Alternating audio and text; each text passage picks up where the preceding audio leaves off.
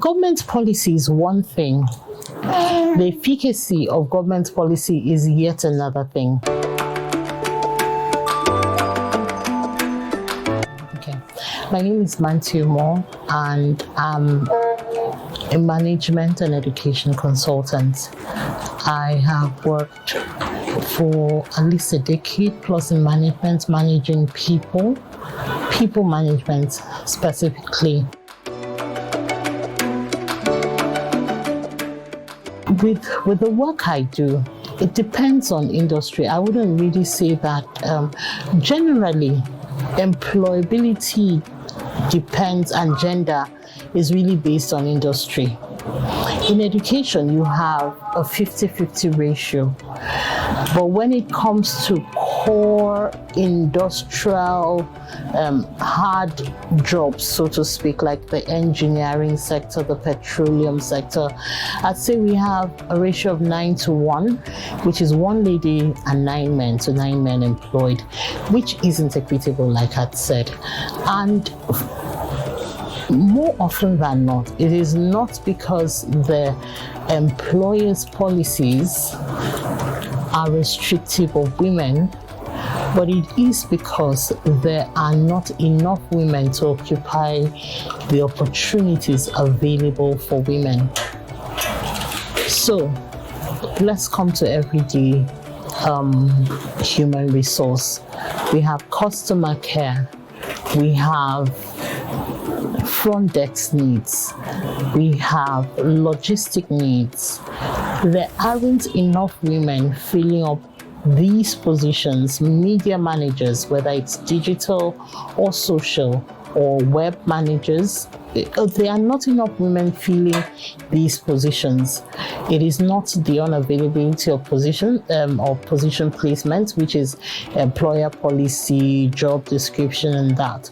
It is that we don't have enough women. So yes, I'd say that if I want to just go by basic data analysis, I'd say that yes, there are more men that get employed than women, and sadly so. It is. Yes, we also look at the needs of society that also are restricted based on gender. So more men keep the doors open for more men, and more men are willing to work. This is also community dependent. More men are willing to work. However, when you think about the fact that there are jobs, there are opportunities for employment, and yet we don't have the ratio of women high, it is more that there's an unavailability of this gender to fill the roles required.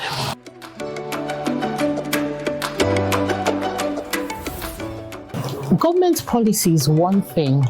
The efficacy of government policy is yet another thing.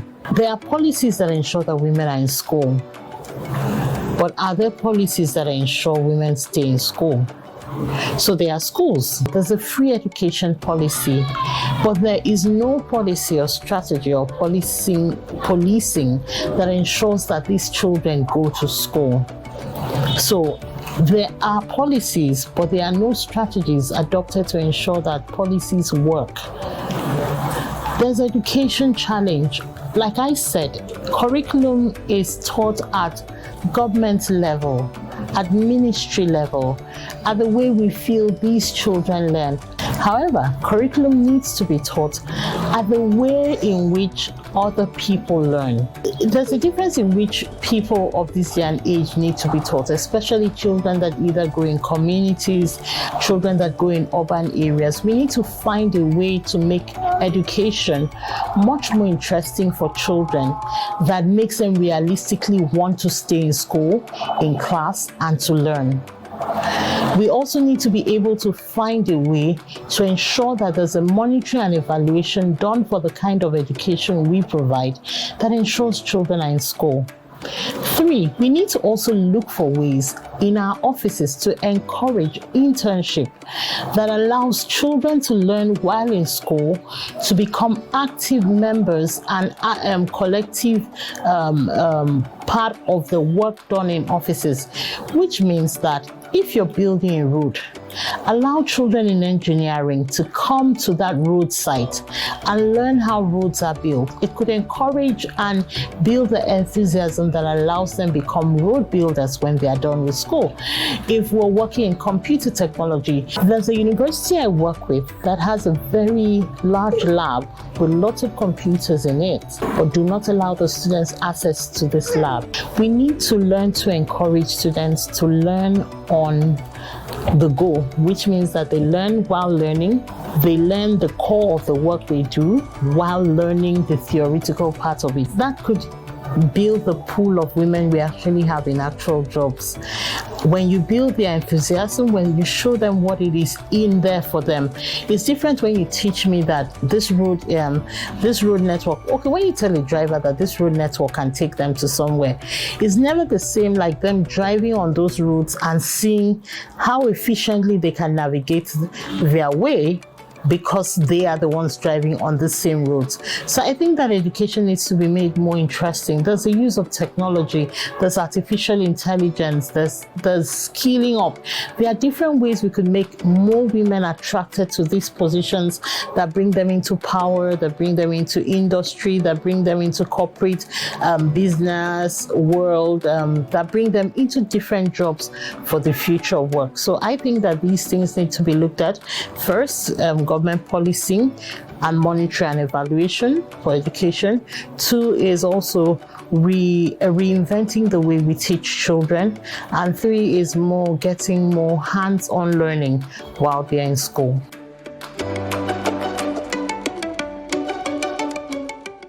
I think that real hands-on learning is key to even teaching a person or building the enthusiasm of the person in a skill. And this is the reason.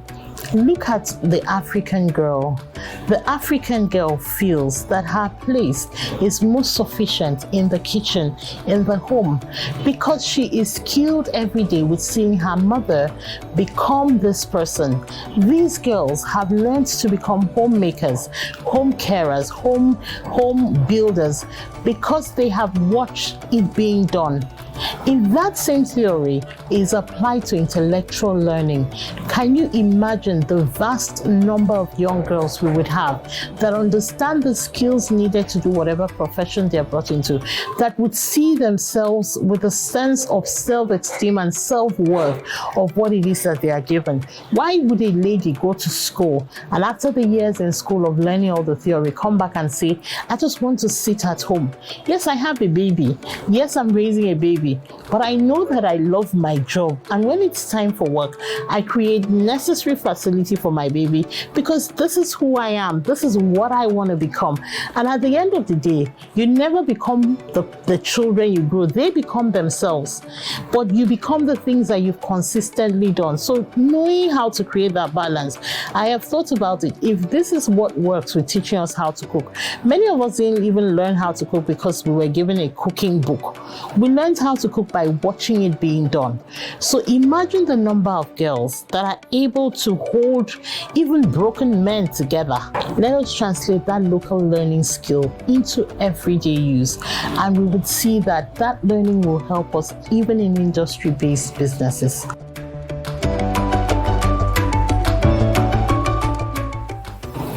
I think that when we go back to education and what I talked about education, we'd see that technology has created the freedom of expression, which it is that has held the African girl child back. Everybody wants to be free.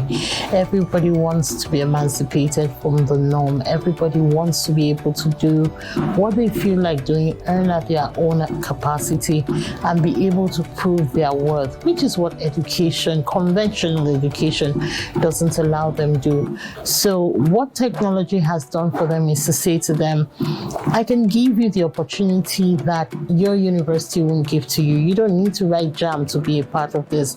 I don't need to test your knowledge to see that. I can teach you and you can learn at your own pace. So there's the thing about technology. It is either you learn and understand or you don't learn and understand. The tech world isn't really a place where you can do trial by error to win. The tech world is actually a place where you can honestly pursue a career and discover that, I don't feel I am well equipped or well skilled to understand this career, and I can try something different. And there are no stereotypes with it. Yes, I know that women that get into tech career are either stereotyped because of the way they dress. They feel you're supposed to dress like a certain way, and when you're well dressed, it's not fit enough for certain tech jobs and that. But yes, there's always going to be a stereotype for women, and that's not even a problem. But the thing is that they consciously knowing that we're allowed to try at our own pace, and then we're not in competition with anybody, because at the end of the day, we're learning for our own best knowledge, and then moving from there is the profiteering, that they are able to profit from the knowledge they bring to the table.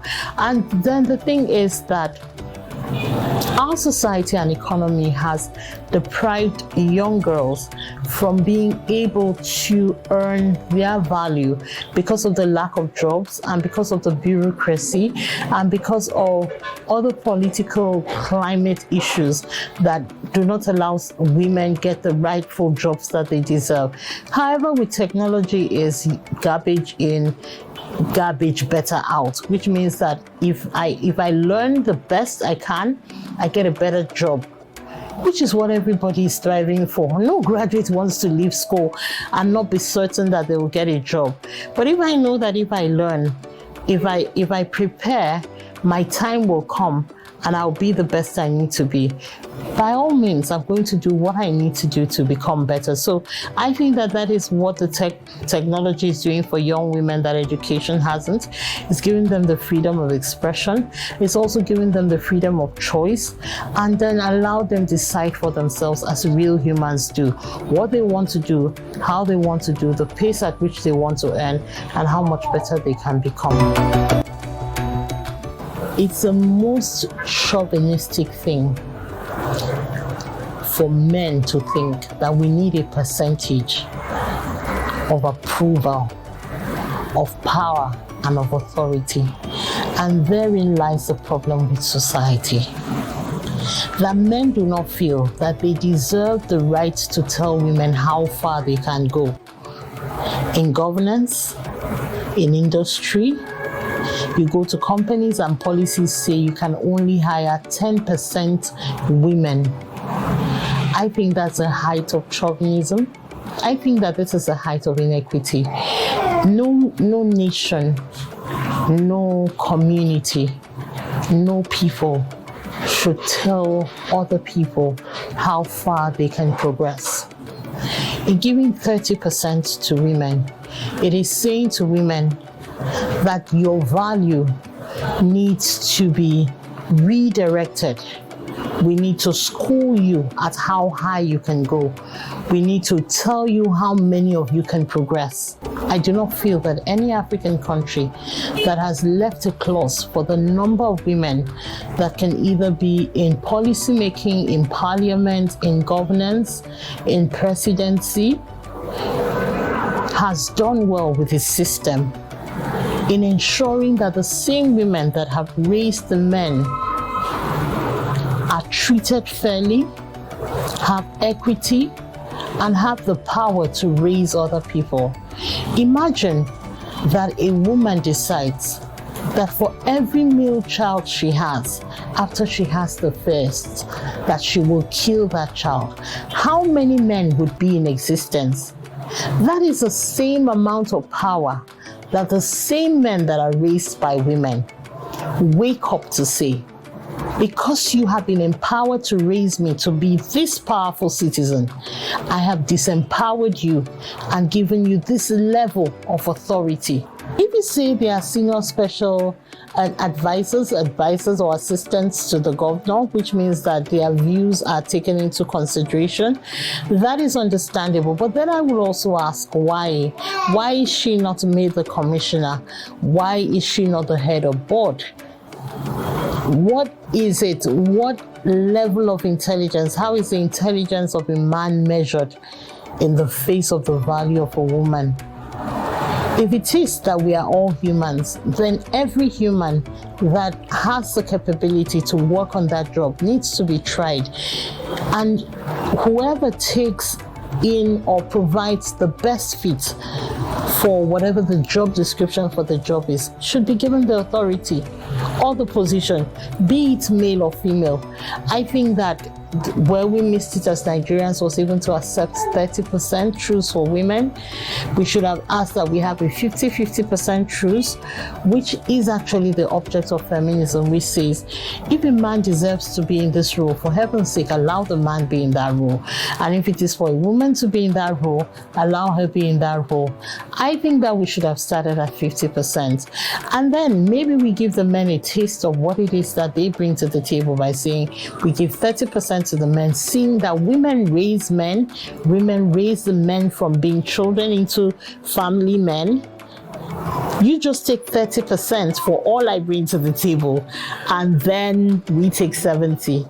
But void all that, I feel that it was whatever constituted the reasoning for giving women 30% wasn't a kind offering. It wasn't, that's not efficient, that's not equitable. I'm for equitable governance, I'm for justice, I'm for feminism, which means that everybody deserves what it is that they deserve, irrespective of who they are.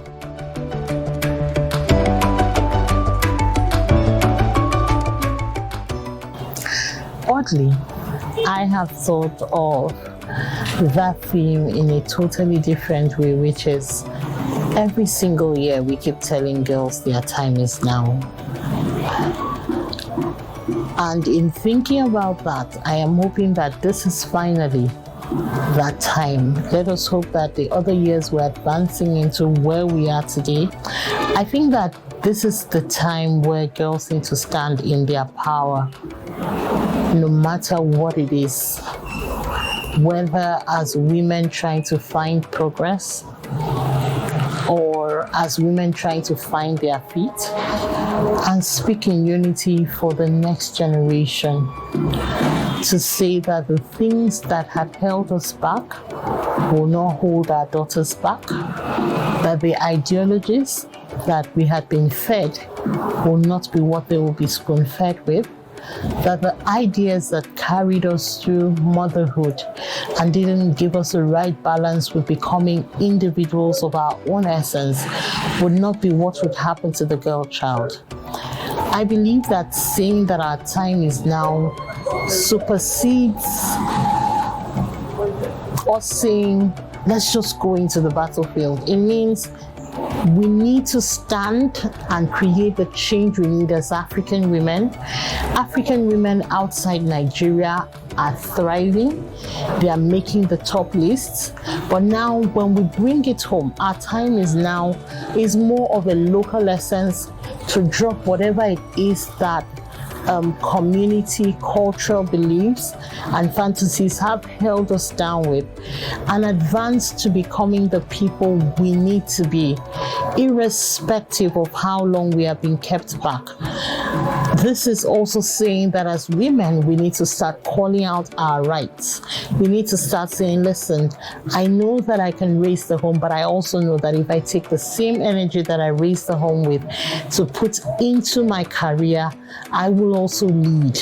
I know that if I take the same energy that I raise children with and I empower my daughter to be able to lead, she's going to be a good school prefect, she's going to be a good school pupil, she's going to do the best she needs to do. And also saying to men that, listen, allowing the girl child take her place in society is not obliterating or taking out the place of a man. It's saying that we are equal partners for the social good that we seek. And when each of us work together to protect each other, then there's a basis, there's a balance, and there's a foundation that ensures our economy grows and we grow. Any set of people living in a thriving economy will not only have their rights respected, they will also have their future assured. So I think that saying our time is now is a time, a wake-up call, not even for the future generation where we are fighting for. It's for us to fight and keep the gates open for the future. I would want to say to every woman that has been held back either by family, by choice of career, by society, by fear, that our time is now. We can choose to dress up and head up to our success, or we can choose to sit back and complain. I would say that as much as some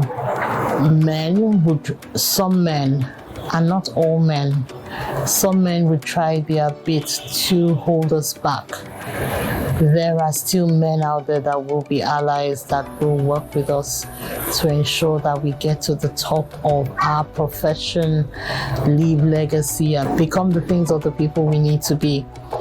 Let us look out for men that are allies. And just like there's one girl in 10 men that get a job, there's one man in 10 men that will be your ally. I believe that there are good women that have what it takes, the capacity to be in positions of power, and we shouldn't shrink ourselves to the places where the world sees us at, but we should stand up boldly and advance towards the things that we want to be and the consistency we want in the flow of our passion or our progress. I want to also say that there's room at the top. So everywhere there's a Chimamanda Ngozi Adichie, Amina Mohammed, a Mmanti Umoh, a remarkable Mary. There's also Anusoro Peter, there's Anusoro Usoro in MTN, there's so many men, good men out there that will also allow you thrive. Look out for those men, build allies with them. It's not easy to get to the top. There are many stones that need to be set for you to stand up at the top. But ensure that in getting to the top, you don't crush others, but you hold the door open when you get to the top. It's not going to be an easy journey. People have not believed that we can succeed in this journey. But if we believe that we can, we will.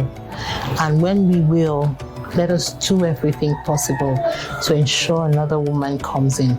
Not just because she's a woman, but because she's the right woman for the job. And in every possible opportunity we find, let us also allow men to grow at the same level that we allow women to grow.